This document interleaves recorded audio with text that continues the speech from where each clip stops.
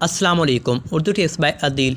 बंद सिंक को खोलने का तरीका, सिंक की नाली को कैसे साफ़ कर सकते हैं, कैसे क्लीन कर सकते हैं, इस टॉपिक को इस्तेमाल कीजिएगा। वीडियो को मुकम्मल देखिएगा। चलिए बताते हैं।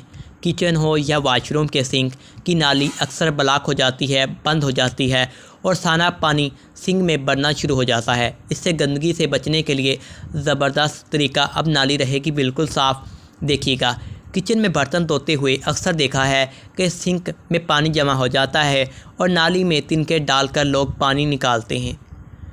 तो आपको क्या करना है, तो सब्जियां, गोश्त और चिकने बर्तन धोते हुए बहुत से छोटे छोटे टुकड़े नाली के अंदर जाकर इसे तंग कर देते हैं।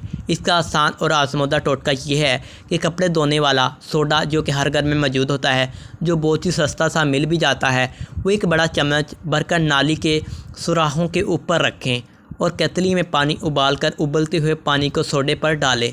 तमाम नाली साफ़ हो जाएगी और संग में बर्तन धोते हुए पानी जमा नहीं होगा। इस वीडियो को ज़्यादा से ज़्यादा शेयर कीजिए।